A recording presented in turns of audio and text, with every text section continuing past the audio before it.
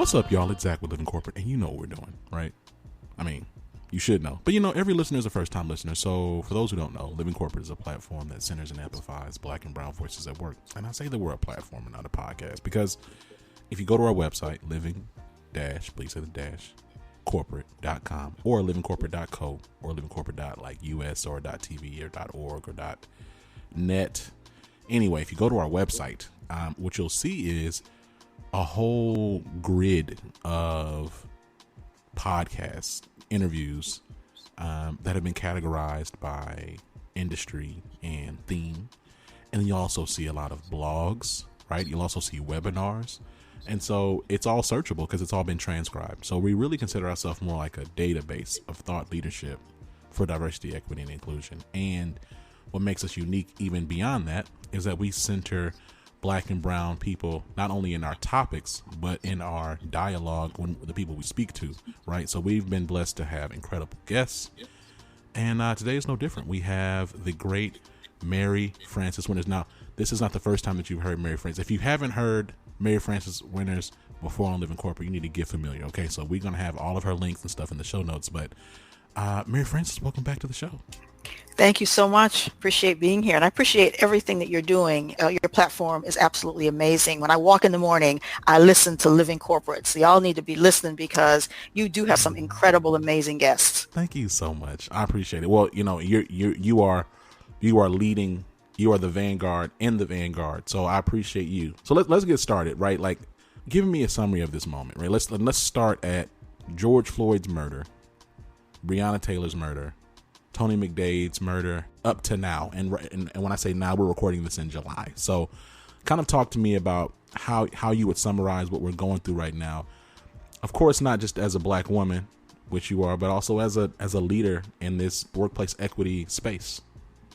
Yeah, thank you for that space. And so it is July, and it is July 18th. And I just want to recognize that we lost a giant yesterday, John Lewis, and actually two giants, C.T. Vivian, both really vanguards in the civil rights movement. And so when I think about them and I think about now, I think about the struggle, you know, in the 60s and in the 70s. And, you know, John Lewis was jailed, 40 times and, bashed in the head and all of the things that he went through. But still, he rose and his voice was so loud. And so when I juxtapose that to, what's going on now, I say, wow, then is now. And so and he was 23 years old, right? And so we see the young activists out there right now who are saying, enough is enough.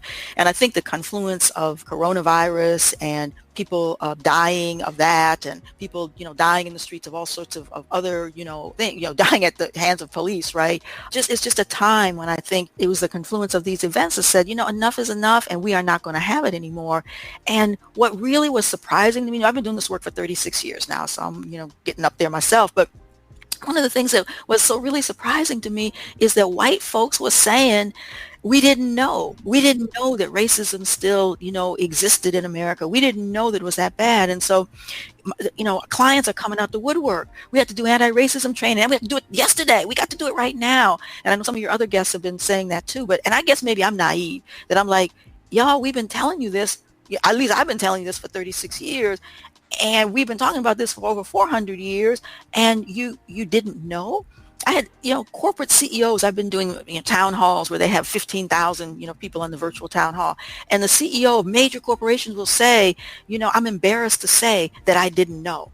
And that's just blowing my mind that people are saying they didn't know. So let me ask you. So let's pause there because I have more questions about this moment. But when you hear folks say that they didn't know, how do you digest that? Well, I digest that is that you didn't want to know, that you didn't care to know, but you really did know. You just blocked it. It wasn't important to you. So when we, let's go back to the 2016 election and usually wonder, well, how did that happen? How did we get Trump? And, right. It's obvious that he's, a racist, a sexist, homophobe, all of those things, right? I mean, he just says it.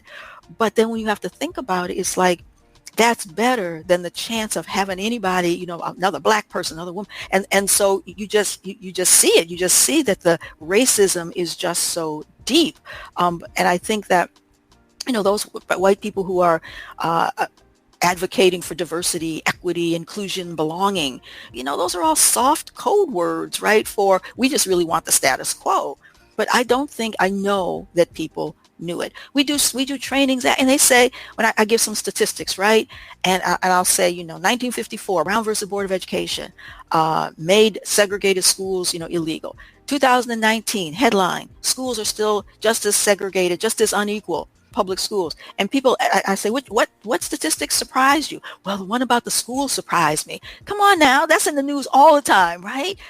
So you just tune it out. It's not, so white supremacy, you don't have to know about it. You don't have to care about it. It doesn't have to be a part of what you think about until folks start burning stuff down. And now all of a sudden, people are saying, how do I be an ally? How do I come forward? And so I make sense of all of that. You ask me how I make sense of all of that. And I just say, shame on you, shame on you. But when you look throughout history, that's the only way we get people's attention. Violence is the only way to get people's attention. Rebellion is the only way to get people's attention. And I think it's just so intellectually dishonest that we don't have those conversations. I remember back in 2016, I was having a conversation with some colleagues at work, one of whom happens to be a really good friend of mine now. Like, we're very close. But I was the only black man at the table, only black person at the table. We were talking about protests because there were some protests happening in Baltimore at the time. Due to the murder of Freddie Gray, right? As you know, it's become like a established line of argumentation around protests and the history of protests in this country. But I just very plainly was just look, if you look at America and the formation of America and really the sorts of all of the policies that we have, they all come from violence. And they were like, well, not really. I was like, no, it's true. I said, beyond just the Boston Tea Party, if you go back and you look at there were a lot of labor riots and protests that sparked a lot of the labor laws that we have and the civil rights laws. I mean, when you think about Pride was started through protests started by a black trans woman. So but my point is I just don't think that we're being honest when we say that peace is the answer, quote unquote, when for good or for bad, that just is not the language. That is not the means by which we affect change in America. And it's not the means by which America helps affect change around the world for good or bad. So I don't understand, beyond y'all and when I say y'all, I mean the powers that be, beyond those who are in charge just simply trying to manufacture or maintain control, that's just not honest. You know what I mean? That's just not true.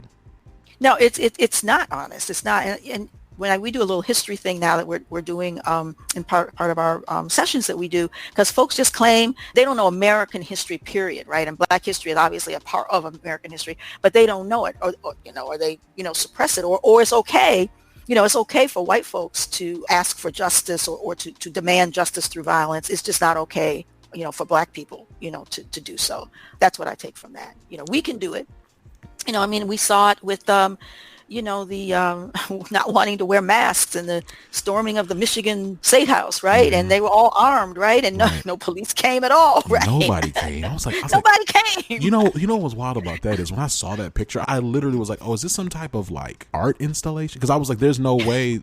I couldn't wrap my mind around what I was looking at because it was just it didn't make any sense. I said, first of all, y'all not wearing masks. Y'all got wild guns in there, and I can see y'all got clips, and those are loaded guns. So what is this? You know what I mean? So to your point though, I would like to talk about, how do you manage your own mental and emotional well-being during this time?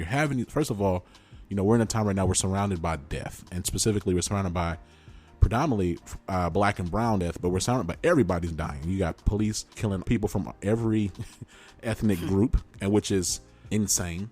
You have the coronavirus impacting the death count is at this point in time, the last number I saw was 135,000 people. And you're seeing all of this in media and social media every single day. So you have that element of just as a person, as an American, and as a Black woman. So there's that piece. But I'm also curious about the work that you do. It seems as if this would be exhausting to manage. And I know that you've been doing it for 30 plus years, but I'm just curious about what does it look like for you not to be burdened down with that?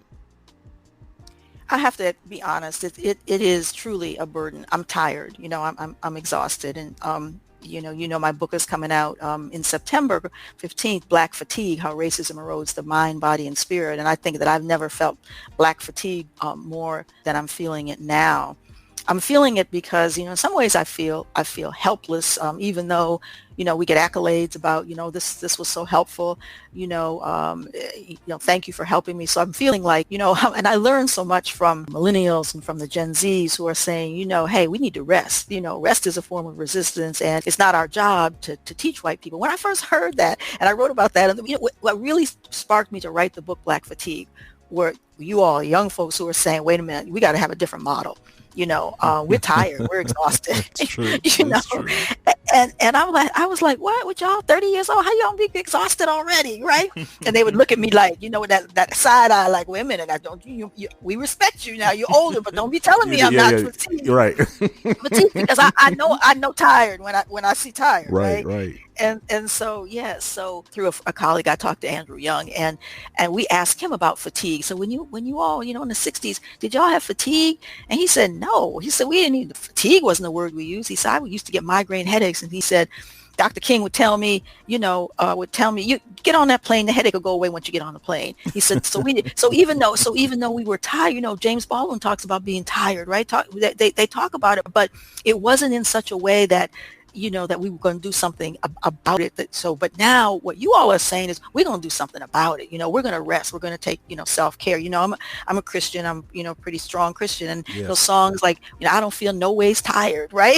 I just, and I'm saying, yeah, I do. I feel, I do feel tired. So I think that it is, and I'm learning. I think that it is important to set those boundaries. I think that it is important to just say no. And I have not been able to, in the business, let me tell you, been in business for 36 years, have not been able to say no, because as a Black woman in business, and we know, we've seen this with the coronavirus, with the loans, the PPP loans, payroll protection loans, that small Black businesses were not necessarily able to get the loans. Right. So I didn't have a real strong relationship with a bank, even though I'm a multi-million-dollar company, because banks have not done me well over the years. I've been screwed by banks. Okay. So when the PPP loan came out, I didn't have a strong relationship with a bank, right? Yeah. Not a bank that was but I knew a brother at a bank, right? Yeah. So I went to the brother at the bank. He said, don't worry, I got you, right? Because all my stuff was in order. I knew my stuff was going to be in order. But the point being that it is tiring. It has been tiring. It has been fatiguing, and and I'm learning from Brittany J. Harris on my team, and I'm learning from people like Brittany who are saying, Mary Frances, we got to put some boundaries around this. We don't need to take all of the business that comes along, and this sense of urgency, which is a part of the white supremacy culture, right? Everybody needs to do something tomorrow, and I just jumped through hoops for a potential client. Just jump through hoops. I worked last weekend, got the proposal, and then he said, well, I got these two other people on the board, and they were two white people, right? So I just learned yesterday, we're going to go with somebody else who said that they could do the work immediately. I said that we could do the work immediately. That's why we got the proposal into you. But anyway, it's the point is that I have to learn. So I have to learn to put boundaries on myself. And the reason that I've done this over the years is because when I left the corporate world some 36 years ago, they said, that I heard through the grapevine, let her go. She'll be back anyway. She's not going to make it. And so it's always been for me, I am not going to go groveling back to a corporate job because I couldn't make it on my own. So I think the drive, I think we do it to ourselves. We do it to ourselves because it's like, I got to make it. I can't fail. Right. I think that's right. It's taking its toll. In the book Black Fatigue, I talk about, racism literally makes us sick, and it does. It's interesting because I think about my own life, right? Like, so before I was like explicitly doing diversity, equity, and inclusion, like through Living Corporate, and also in certain parts and elements of my job now as a consultant, I think about just how exhausting it is just to experience it, right? Like just to experience being marginalized, otherized, isolated, excluded, and like the impacts it has. Like, that's not me even speaking out against it. That's just me experiencing it. You know what I mean? And so then, like, to compound it by you trying to speak up to an audience that will treat you as hostile, or in certain instances, I believe gaslight you into thinking that this isn't real. it becomes a challenge. Let's continue to talk about Black fatigue as it pertains to you showing up in spaces as a Black woman doing this work. Like, there's been like a collective pushback against this work in this space, right? So there's been some articles that have released about Dr. Robin DiAngelo. We've seen some stuff that come out about Howard Ross. Like, we're seeing like a pushback right now. Like, we're just really just the start of it, frankly, against this work in this season. And I'm curious to know, like, what does it look like for you to protect yourself as you do this work, and someone who continues to do this work?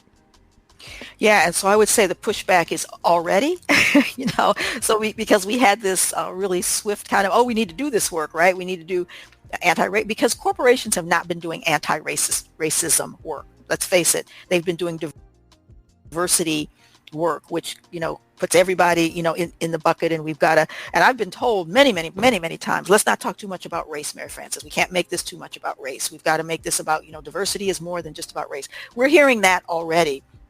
Clients are saying, they want us to come in and talk about race, and just got an email from a client and said, well, are you going to talk about the other isms? And I went back, I said, no, because you all asked us to talk about racism. And so there's never been a point in time in this work that I've been doing this work where race can have its own place. Race can have its own discussion. And why? As Dr. Robin DiAngelo says, white fragility, white people are uncomfortable. If I've heard uncomfortable, I've heard that word uncomfortable. If I had $100, maybe I wouldn't be a rich woman, but at least I would be wealthier than I am. If I had $100 for every time I've heard in the last 6 weeks, we are uncomfortable talking about race.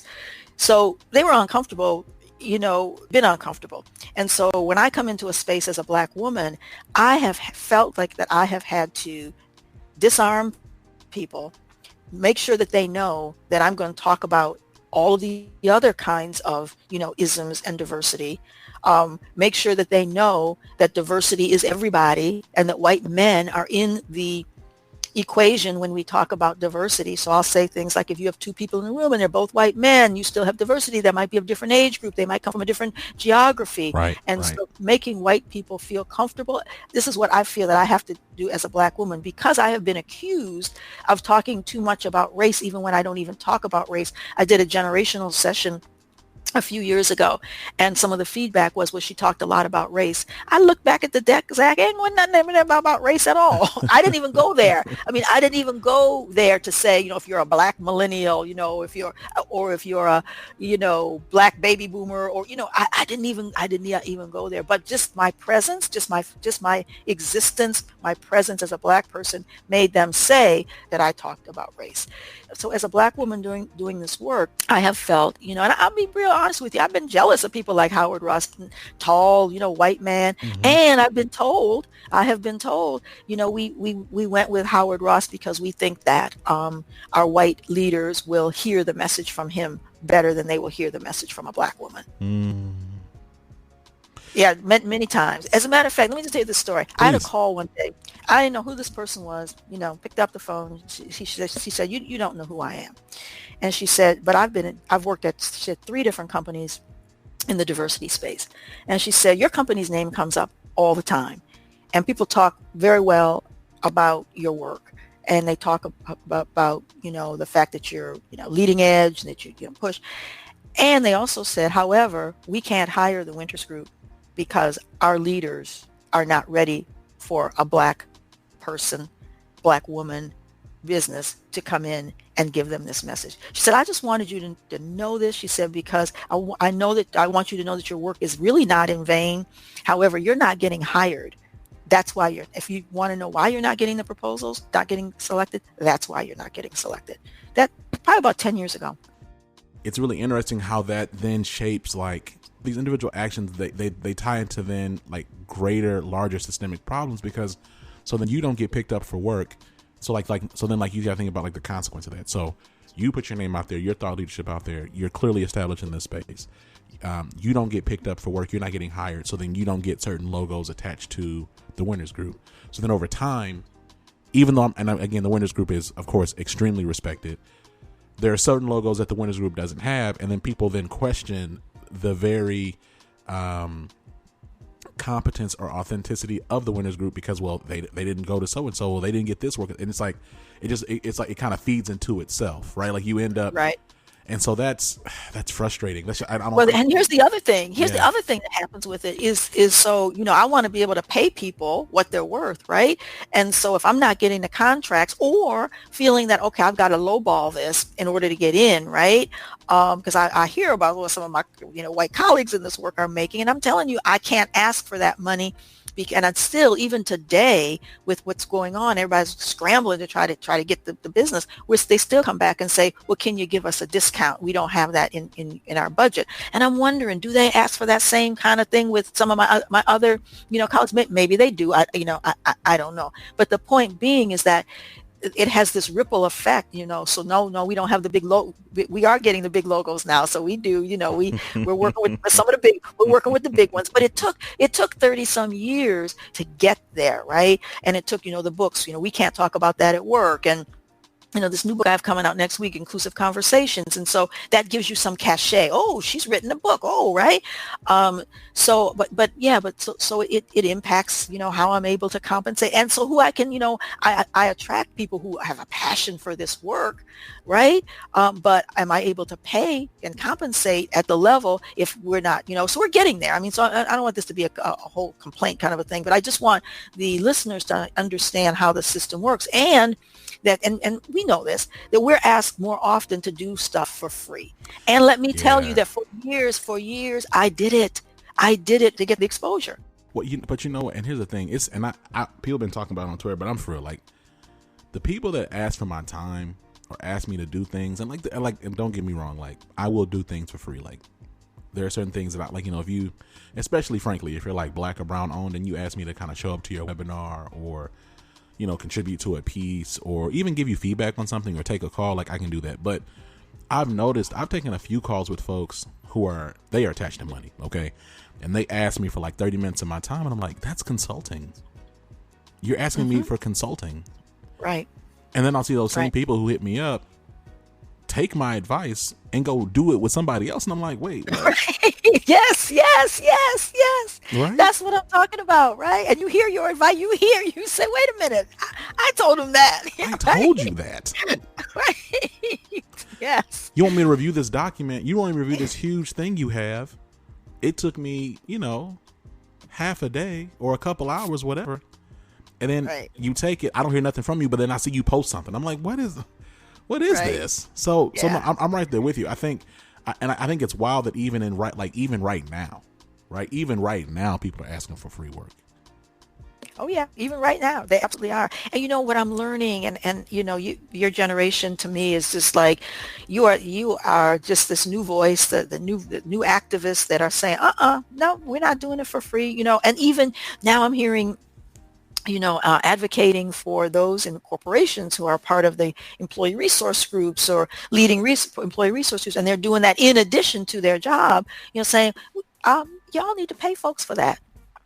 Y'all need to compensate folks. And that's really new. That's new stuff for me. Well, here's the thing, but I'm heavy in that camp, because all that Black ERG, like right now, right? So you see these companies, what they're doing, and say this is the thing, they don't think that we're hip to the game. This is what they do. Okay, so these organizations will have these, like my wife calls them heart circles, where you come together, and some white folks who have been harming Black people in your organization for years facilitate a conversation, or let's sit down and have a conversation about race. Let's have a courageous conversation.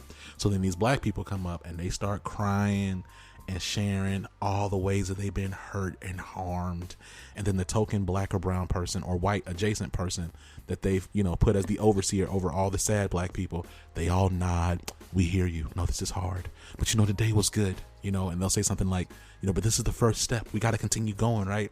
And what they do is they then like pool all of that pain and trauma that these Black folks have shared with these white people that don't care. And then they take that and then they make a white paper on it and they put it on the website and they use it as marketing collateral to sell diversity and inclusion work. That's what they do, right? Absolutely. Now then the other thing that they do The other thing that they do is they'll take like these employee resource groups, and they will set up these employee resource groups as beacons of collective, sameness, whatever the relative sameness is. But really, what they're really trying to do. Now, my old pastor would say they really trying to de-niggify niggas, but I'm not going to say that. I'm going to say, I'm going to say that the goal is to drive assimilation, right? So they want these non-white groups to be more non-white, or if you're not going to be white, at least be not white over there, right? Group yourselves over there and stop blocking up our space with all of your not whiteness. But then they also use these groups as kind of like free labor innovation hubs, where they essentially task them with being responsible for dismantling oppression, right? So they offset the labor of the hard work and responsibility that they have, and the people who actually have the power, and they just give it to all the black people. And like, my whole thing is, I'm not tripping on the game, because that's the game. We live in a capitalist society.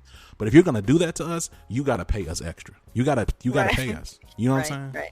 Right. And so the capitalism piece is where I thought you were going to go, is to say that they take these groups and they say, okay, how can we sell more whatever to black folks? Right. And so they're yes, they do that too. That's right. True. So they're now called business resource groups, right? That's They used to be employee resource. And the business part of it is, we want you to help us to market to your folks, right? And so what will your folks want? How do we communicate to your folks? And again, that's extra, that's additional. You're taking my intellectual, capital, my knowledge, and you're using it for your gain, and you're not paying me extra for that. And I'm probably being underpaid in the first place. Yes, agreed. And it's wild. It's wild, because when you think about just all of like that thought leadership is worth so much money, and you're just getting it for free. Like, you're getting it for free. Right. And that exactly. And just the exploitative nature of that is it's infuriating. So yeah, you're right. I mean, there are a lot of us now who, like, we're not playing. I'm not playing no more. I mean, I gave feedback. So so at my job, this is some time ago, but we were doing some work around, because this whole jig is not new. Like, it just like happens to be really heightened right now, as we've already talked about. But I remember I was having a conversation with somebody, and I had presented something, and they were like, "Oh, I've already shared this with so and so," and I said, "Wait a second. So you took my work and shared it somewhere else?" And like, I was already, this was at a job, so this was not my full-time job. Like, I wasn't getting paid, so I did this, and they were like, I was like, "Look," I said, "I recognize that y'all not gonna pay me. Like, y'all not gonna literally add to my paycheck today." I said, "The least you can do is introduce me to the circles that you're presenting this content to, and give me the opportunity to present my own work. Like, that's the least you could do, is give me credit, since you're not gonna pay." But it's just, I just think that just part of like this really white supremacy at work is exploiting black labor. Like, it's part and parcel of like this work, which I think ties back into the reality of black fatigue. You know what I mean? Right, exactly. And we're tired of it. We see it. We know that it's happening. Sometimes we're hard pressed to really do anything about it. But the extra labor that you had to go through, the extra burden that you had to go through to even have that conversation, right? So wait a minute, what you say? You did what? Right. That's in itself fatiguing. That's in itself stressful, right? Because you're saying you did what? And so that's going to create some kind of physiological response, right? You're going to be angry. You're going to be frustrated. So there's some kind of emotional response that happens when those things happen. And, that's not healthy. It's just not healthy. We're getting ready to do some stuff around microaggressions, right? So in Black Fatigue, in the book, I have crossed out I've crossed out micro. Every time I say it, I cross out micro, because I don't think that the aggressions are micro. Because they're compounded, right? And so, that's not the only thing that I'm sure happened to you in that particular week, right? In Right. terms of something. Yeah, I don't know what it was, but I know something else happened, right? Right. So these aggressions, they're not micro. Why are we calling them? Who named them micro anyway, right? Well, I know the person who named them. I got it in my book. But the point is that why are we calling these things micro? They're not micro, they're macro. I mean, because they are fatiguing us, they are impacting our health. The scientists who are now saying that it's racism that creates poor health outcomes, not race, but racism. The continued exposure to racism gets into our cellular system, something called epigenetics. I'm not a scientist, so I'm not going to go far into this, but it gets passed down from generation to generation. So the stress that happens gets into our cellular system, and it causes all sorts of maladies, and then it gets passed down generation, to generation. And that's about racism. That's about all of the things, we have to be fearful. Robin DiAngelo talks about white fragility. I want to talk about black fragility. I think black folk are the ones who are fragile. Come on now. Yeah. I mean, well, we're the ones who, you don't know if your loved one's going to come home, right? You don't know if you can go to this place and be safe, right? Yeah. And so the vulnerability of black people in space. I mean, we heard, what was it, a couple of weeks ago? Where was it? Was it in Indiana? This man was almost lynched. He was in the park. I'm almost lynched. I'm just like, my God, like that was awful. I just think about that. Like that is wild. So I'm over here just scrolling on Twitter, minding my own business. I'm holding my daughter Emery in my arms, and I just happen to come upon this black man being accosted by a bunch of white people trying to get lynched in the woods. Like, how is that possible in 2020? He's going to the lake with friends, and white friends, right? And white friends. I just, right. But no, right. But you're 100% right. So we're fragile, right? We are fragile. I do think, and so here's the thing. I think it's become really popular, and I'm not saying all the takes are unwarranted. I think it's like just highly relevant content, and we're like we live in a content creation is king or queen. So a lot of these pieces about Robin DiAngelo I don't think are really fair, but I do think there's little bits and pieces of things I'm like, okay, I respect that, right? So like one thing about that language, fragility, is that, and I think Brittany Harris talked about that. So she just talked about that, was right. Like the language itself kind of hints to there being some type of like, inherent gentleness, or like we need to handle it with care. But it's like the reality is right. Black and brown people have been crushed and broken and broken and broken and broken and broken and broken over and over in this country. Like the fact that we're still alive right. is a miracle, right? Right. And so when I think about that, when I think about fragile, I think about something again that's been like, broken and pieced back together. And so, and I'm not saying that we're a broken people. Don't get me wrong. No. Because we are a strong and resilient people. But that survivorship that we've had, that to continue on and to thrive in a lot of different areas, that's come at a collective cost. Exactly. And I don't think that we talk about that enough. I mean, like I'll give a personal example. So like, when I was 14, my dad and I were pulled over by the police. We were pulled over by the police, and guns were put up. I had a gun put to my head. Of course, it was loaded, cocked, everything, right? And guns put to my dad's head, in front of our home, in a very white suburban neighborhood. And I never went to counseling. I never went to counseling for that until earlier this year in January, because some other things happened, just some like other racialized traumas that I experienced, and had that conversation. And I realized, since I was 14, every time, it doesn't matter what the context is, that I see a policeman, I tense up. And think about like that, like so there's policemen everywhere. Like I had a project where there was a policeman at the front in the lobby in front of the. I had to see them every single time I saw them, I got scared.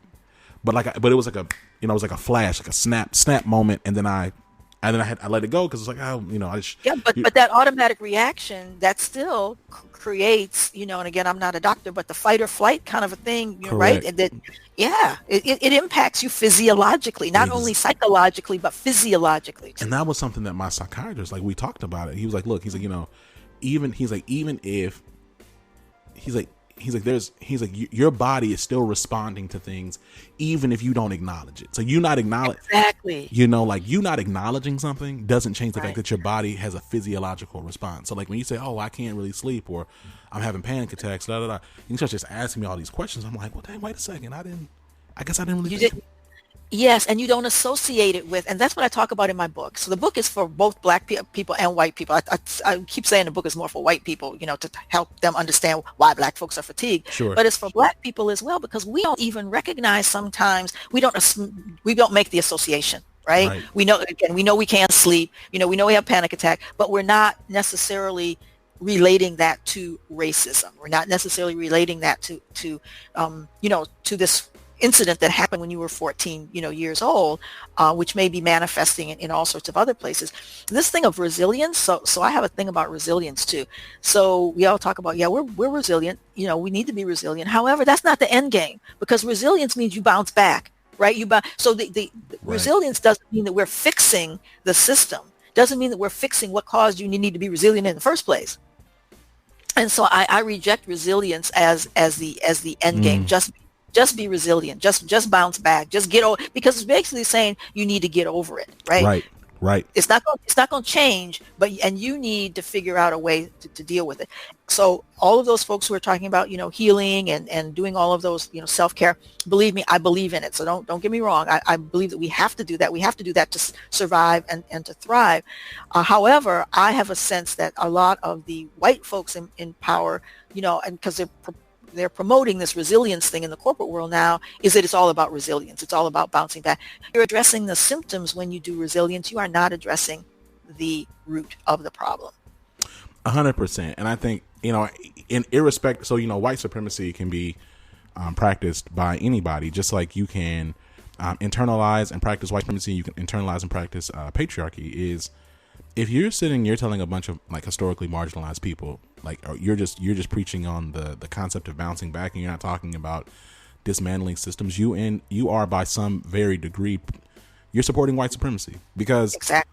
because like, and that's really where my heart is today, is like, I read I kind of alluded to the Howard Ross piece, and like I'm bringing it up again because it's hyper relevant, because I just saw it, and it's making the way. So I don't agree with the intention of the article. Actually, I think the intention of the article is bad.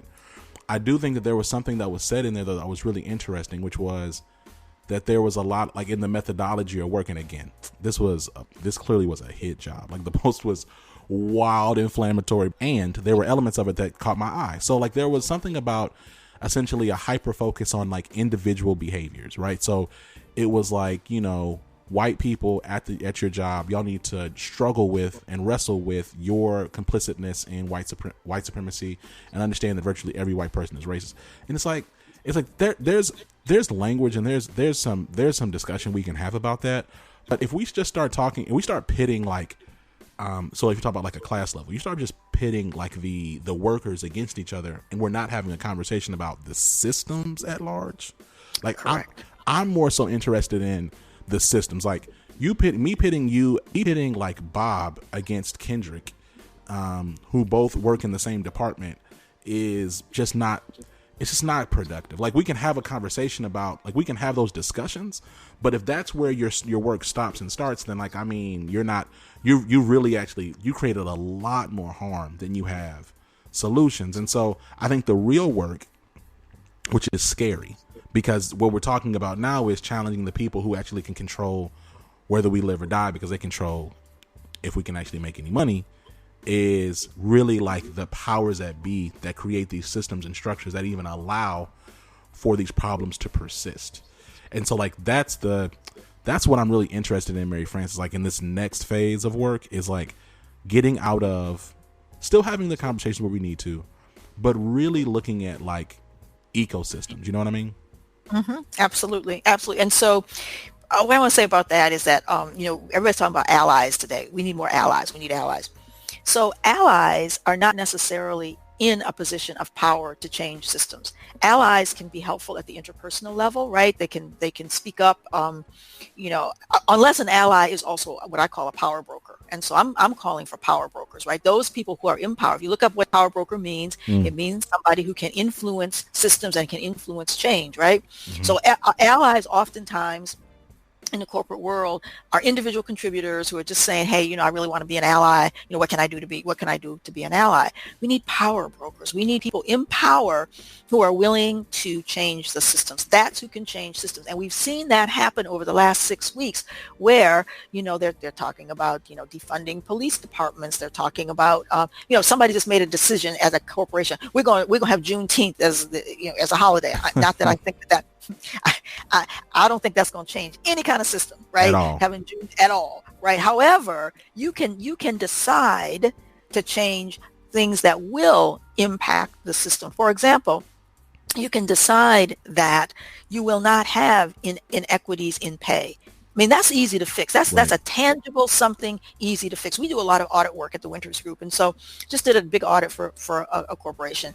And we looked at performance evaluations. And so why is it that Black people's performance evaluations is clustered in the 3 on a 5-point scale, right? Disproportionately clustered in 3, right? So you've got 12% Black people in the organization, and 40% of the Black people have 3 ratings versus, a disproportion in the other way for white people, right? You've got 60% white people in the corporation, and 80% of the white people have 5 ratings, right? So what's that about, right?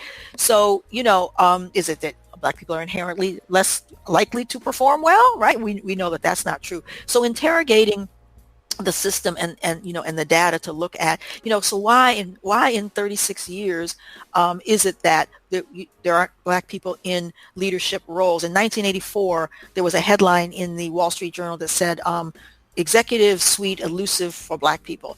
7 months ago, December 2019, a study was done, and the exact same headline, right? I mean, those are things that are tangible and can be fixed in the system if you want to fix them. People have power in corporations. The CEO has power, and we're seeing how our power is abused in the government, right? Presidents have power. So that's where the systems, from my perspective, that's where the systems has to be changed. Allies are not going to change systems unless allies happen to also be power brokers, unless they also happen to be in power. So it's the people in power who have to say, we're not going to have these systems that have these outcomes. So I talk about reverse engineering. I don't even know if I'm using it right. But the point is here's the outcome, right? We had this outcome. Now let's go back and figure out how you got it. Let me give you an example. So we did an audit for an organization a number of years ago. They had a goal. Their goal was that they wanted to put more women into leadership roles. This is a financial institution. So they had 100 openings that particular year. They hired 100 people from the outside that particular year. They hired 1 woman into leadership of the 100 that they hired. So what's that about, right? So we looked at women applied at the same rate as men, right? So they had a lot of applications. And so I said, what we need to do is we need to backtrack and look at every single application that came in from a woman. We need to understand what happened with that application. We need to look at interviewer notes to see how the interviewer talked about women, the women who applied. They talked, if the woman did get an interview, and what they said about the men. And so you could clearly see that what they said about women were more about their attributes of personality. They were nice and da. What they said more about men was that was more about their competency for the job. And so, to me, you can interrogate systems pretty easily if you want to. Does it take time? Yes, it takes time. So now you got to go back and then you got to look at who are the people who interviewed these women, right? And why did they say this about these women who when you look at their resume, they've got the same credentials as the man. You told us that you had a goal of putting more women into leadership. We didn't tell you that was your goal. You said it was your goal. Right. And then you didn't reach the goal, and now you go sit back and everybody sit back, oh, we didn't reach the goal. To me, this is ludicrous. If you want to change systems, you can. It's not hard to change systems. You just have to have the will, because you have the skill. I mean, you look at your data and you interrogate that data, and then you make those changes. You're just saying that's not going to happen in this system anymore. We're not going to have this disproportionality in this system anymore. Right? Right. You say it, declare it, and you do it. And Yeah. anyway, yeah, I'll stop. No, don't stop. No, because I know I just get I get frustrated because when organizations want to change a manufacturing system, as an example, right? When they want to say, oh, this system is obsolete, or this system is not effective anymore, they know what to do to change the operating system, right? They know what to do. They know how to do that. But why don't they know how to change racist systems, white supremacy systems? And going back to what we talked about at the very beginning of this conversation, is they don't want to. Right. They don't have the incentive to do so. Why would you want to give up power and privilege? We talk about, giving classes and having classes on power and privilege. When we tell people that they have power and privilege, if I was a white person, I'd be sitting there saying, oh, okay, that's cool. Right. Right. I'm really thankful that you were able to come on Living Corporate today. I mean, you've dropped a lot of gems, but I want to give you at least space to just do any parting words or shout outs you have before we go. All right. Thank you. I appreciate you having me on. Thank you so much. I've always enjoyed the conversations with you, but just want to invite folks to check out my new book, Inclusive Conversations, Fostering Equity, Empathy, and Belonging Across Difference. I talk about power a lot in that book, and how power dynamics get in the way of having equitable conversations. And you're not having inclusive conversations if they're not equitable. And then I invite you to check out, both of these books are ready for pre-order on Amazon or wherever you buy your books. Black Fatigue, How Racism Erodes the Mind, Body, and Spirit. And with that one, I say, I want Black folks to read it, but I also want you, when white folks ask you to be their teacher, I want you to say, hey, here's a great book that can support you. I can't do it, but this book will give you some gems about why Black people are fatigued and what you can do to support being an anti-racist, what you can do to support being a power broker, being an ally. I love it. Y'all. This has been Zach with Living Corporate. You know what we do. Every single week we have this content. Now look, again, every listener is a first-time listener. So you know that we have 3 episodes a week, right? So we have on Tuesdays, we have like these longer form, real talk conversations. On Thursdays, we have Tristan's Tips. That's like our professional coach, Tristan Layfield, does like 2-minute blurbs, really poignant, topical, relevant career tips for you. And then on Saturday, we switch it up and we either have the Link Up with Letitia or we have See It To Be with Amy C. Waniger. Link Up with Letitia is like a longer form career advice episode. You're talking about maybe like 15 minutes, so mid form, right? Like not that long. And then Amy C. Waniger, See It To Be, it is like a real technical deep dive into some Black or brown professionals' job and how they do their job and how they exist in their job, considering all of their identity, right? So really cool content. I'm very proud of this team. Thank you so much. Thank you to Mary Frances Winter. Shout out to the Winners Group. Make sure you check out all the links in the show notes. The pre-orders for those books are going to be in there. Make sure you check them out. If you are an organization that, and frankly, all of y'all need it, help when it comes to making your workplaces more equitable, the Winners Group is the space for y'all. So make sure you check out the content in the show notes. We got bit.lys on the links so we can track to see when y'all clicking. So I'm going to be looking at y'all. I'm looking at you because I know you're listening to this right now. You're driving in your fancy car, right? Or you're taking a walk in the middle of the daytime while your team is working really hard and you're trying to listen to something real quick on the low. Listen here. I know you listen to this. Make sure you check out the links, okay? Check it out. Till next time, y'all. This has been Zach. You've been listening to Mary Frances Winter, CEO, founder of the Winners Group. Peace.